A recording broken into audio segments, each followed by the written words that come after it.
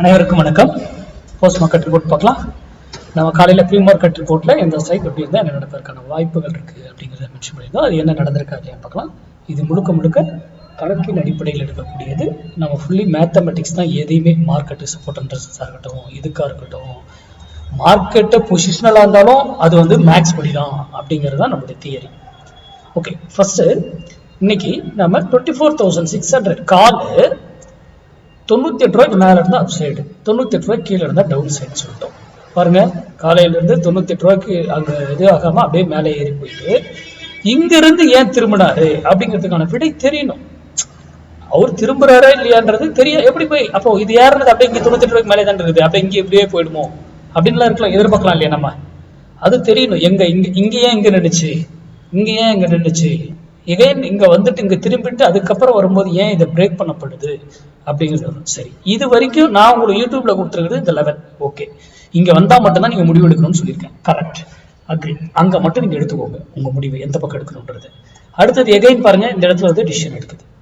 ஃபர்தரா எகைன் போயிட்டு இந்த இடத்த அரெஸ்ட் பண்ணுது. அப்போ இந்த இடத்துல வரும்பொழுது அடுத்த டிசிஷன் நீங்கள் எந்த டைரக்ஷன் இருக்கணுன்றதை நீங்கள் முடிவு எடுத்துக்கோங்க. ஏன்னா மார்க்கெட்டுடைய சப்போர்ட் அண்ட் ரெசிஸ்டன்ஸை வைத்து ஒன்றும் பண்ண முடியாது. நல்லா புரிஞ்சுக்கோங்க. அதை வைத்து ஆப்ஷன் பையிங்க்கு நான் சொல்றேன், ஆப்ஷன் பையிங்க்கு நம்ம விலையில தானே பிரீமியம் எடுப்போம்.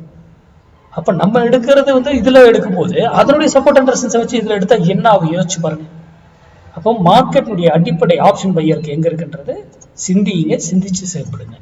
அடுத்தது ஃபின் நிஃப்டி. இன்னைக்கு எக்ஸ்பைரியும் கூட, எக்ஸ்பைரி நான் சொல்லியிருந்தேன்.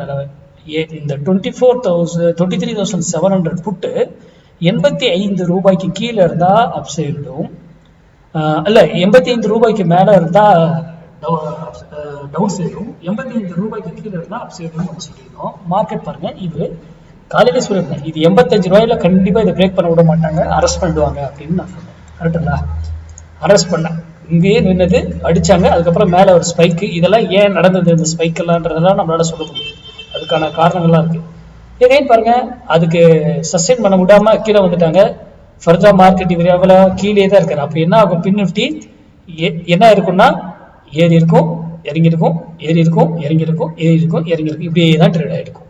இன்னைக்கு நான் காலையில் வீடியோலையும் மென்ஷன் பண்ணியிருந்தேன், இன்னைக்கு இந்த ப்ரைஸை பீட் பண்ணா விட இது பிரேக் பண்ணா மட்டும் தான் மார்க்கெட் டவுன் சைடுங்கிறத நீங்க எதிர்பார்க்கணும் அப்படின்னு சொல்லியிருந்தேன். அப்போ அது வரைக்கும் என்னங்க, எவ்ரி டிப் மார்க்கெட்டு ஏறுறதுக்கு தான் ட்ரை பண்ணியிருக்கோம். ஆனா இந்த பிரீமியம் இங்க இருந்தெல்லாம் ஏன் மூவ் ஆச்சு அப்படிங்கிறதுக்கான விடைகள்லாம் உங்களுக்கு தெரியணும். தெரிந்தால்தான் நம்ம வர்த்தகம் பண்றது. அதனால இதை பற்றி ப்ராக்டிஸ் பண்ணுங்க. உங்க பகுதியில் யாராவது சொல்லிக் கொடுக்குறவங்க தான் அவங்க கிட்ட போய் கத்துக்கோங்க. கத்துக்கிட்டு வர்த்தகம் பண்ண பாருங்க. யாரும் சொல்றது நம்பாதீங்க, இன்க்ளூடிங் மீ. நான் சொல்றதையும் நம்பாதீங்க. நன்றி, வணக்கம், வாழ்க வளமுடன்.